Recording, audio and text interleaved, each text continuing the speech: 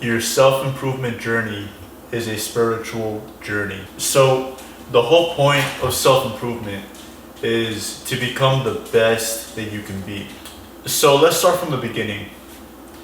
You are on this world. You don't know why you're here, but you're here.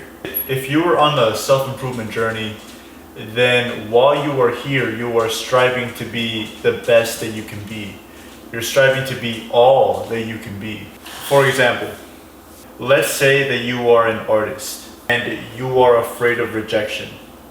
I know plenty of artists for whom that's the case. You are capable of making great art. The point of self-improvement for someone like that would be to unlock that capability and to unlock that potential and to fully realize it. In that case, the journey takes shape in removing the obstacles between you and the great art.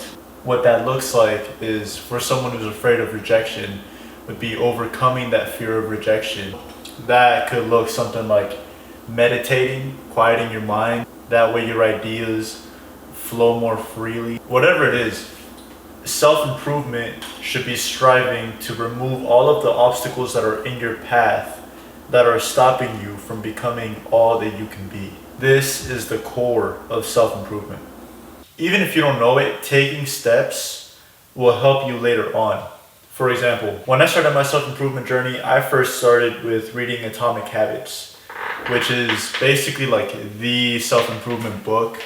Like, it's the go-to book. It's what most people think of when they think of self-improvement. Although I didn't know it at the time, it set me up massively for the future. It gave me the capability to very intentionally design my life with habits that were helping me and habits that would benefit me in the future. Although that doesn't sound like a lot, it really allowed me to unlock the potential of any area in my life. So for example, when I would dedicate myself to spirituality, it really allowed me to implement habits that would fully support that.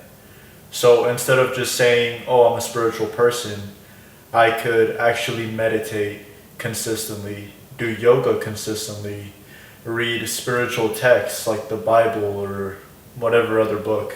And it's the same thing with any other area of life, be it business, be it creating content. Anything really is based on this foundation of habits.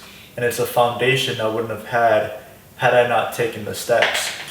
And these are steps that are outlined by any basic self-improvement YouTuber. Like, I don't know which one was it that tipped me over the edge to read a book, but it was just taking that step to read a book that really set me up and set up like such a strong foundation for me to build upon.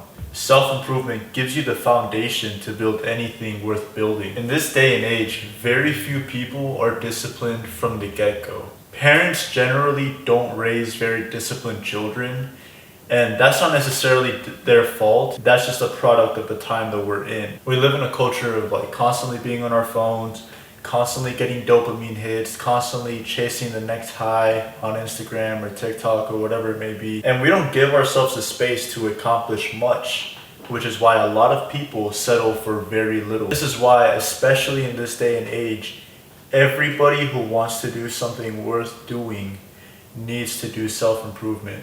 They need to improve themselves because, generally speaking, we're all starting from a very low baseline. However, this can be an advantage. If not many people are doing self-improvement, then just by taking some very basic steps, like getting better quality sleep, exercising, reading books, like the stuff that basically everyone talks about, you're already gonna set yourself so far apart from all of your peers that the difference is really gonna be night and day. So at this point you might be thinking, that's cool, but how does that tie into spirituality? So if we revisit the artist example, where an artist could potentially be a very great artist, you know, someone like Picasso, but they're afraid of rejection. You have to think about the reason you're here and the reason you're on this planet, the reason you're alive, basically. And that's basically the basis of all spirituality, you know. It's like some religions will say you are here to serve God. Some doctrines may say you're here to discover yourself. Whatever the case may be, think about it like this. Who painted the Mona Lisa? Da Vinci? Da Vinci?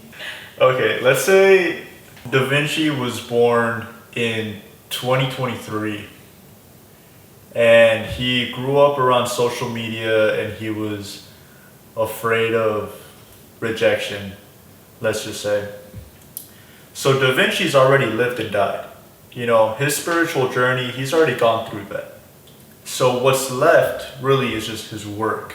So if he was to be born today, then that spiritual journey would kind of take form in him overcoming all the distractions, which would be like social media.